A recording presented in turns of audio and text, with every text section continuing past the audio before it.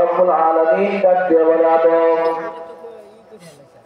জান্নাতের মধ্যে তোমাকে রেখে দিলাম, জান্নাতের মধ্যে তোমাকে পাঠাইলাম, এখানে আমলি গোলাই বিএনপি নাই, ছাত্রলীগ নাই, জামাত নাই, হেফাজত নাই, কোনো কিছুই নাই, তোমার কোনো কাজ নাই, পাট নাই, ধান নাই, পেঁয়াজ নাই, খেত খোলা কোনো কিছুই নাই, তোমার কোনো কাজ নাই। জান্নাতের মধ্যে থাকবা, জান্নাতের মধ্যে ঘোরাফেরা করবা, আর তোমার যা খাইতে মন চায় ঘুরে ঘুরে তাই খাবা। একটা সাদা পাথর রেখে দিলাম জান্নাতের মধ্যে, এই পাথরটাকে একটু দেখাশোনা করবা। আদমকে এই কথা বলে দিলেন কে? রব বললেন। কে বললেন? রব। আল্লাহ না, আজকে রব কি হবে? রব হবে। আল্লাহ আমার রব, ওই রবই আমার সব, তাই না? রব হবে আজকে, রব। তো রেখে দিলেন পাথর জান্নাতের মধ্যে আদম আলাইহিস সালামের দায়িত্বে। আদম আলাইহিস সালাম জান্নাতের মধ্যে থাকে, ওই পাথরটাও জান্নাতের মধ্যে থাকে। এক জায়গায় দেখবেন একজন মানুষ যদি 2-3 দিন থাকে, তার সাথে সম্পর্ক হয়ে যায়। আমার সাথে যদি একজন মানুষ 2-3 দিন ঘোরাফেরা করে, তার সাথে কিন্তু আমার রিলেটিভ হয়ে যায়, সম্পর্ক হয়ে যায়।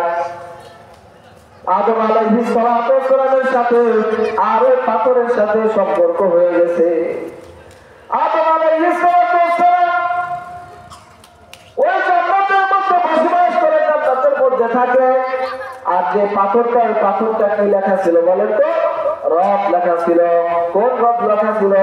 আল্লাহ রূহের জগতে আপনাকে আমাকে জিজ্ঞেস করেছিল, আলাস্তু বিরাব্বিকুম, আমি কি আল্লাহ জিজ্ঞেস করেছিল আমি কি তোমাদের রব নয়? আমরা বলেছিলাম ক্বালু বালা, আপনি হলো আমাদের রব।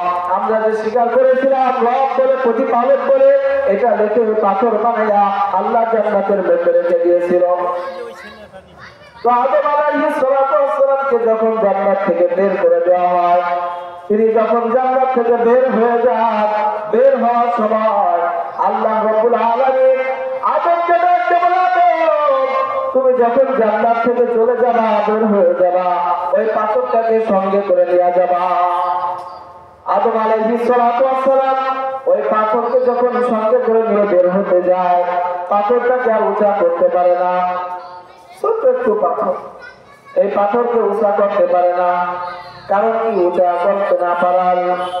আল্লাহকে বলে, আল্লাহ এই পাথরকে উঁচা করতে পারি না, এই পাথর নিয়ে কিভাবে আমি সঙ্গে করে নিয়ে যাব? এই পাথর কান্না শুরু করে দিছে।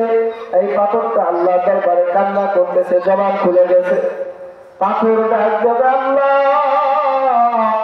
তোমার আদমকে তুমি জান্নাত থেকে বের করে দিবা, তোমার আদম জান্নাত থেকে বের হয়ে যাবে। আমি পাথর কি অন্যায় করেছি?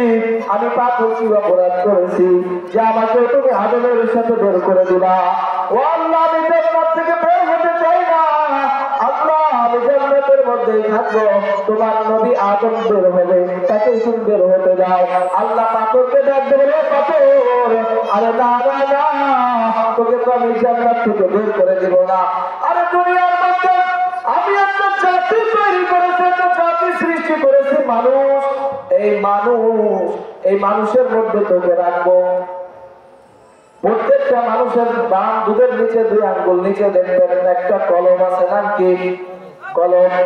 কলম আরবিতে বলে কলম, বাংলায় বলে হৃৎপিণ্ড, ইংরেজিতে বলে হয় হাত, আছে না?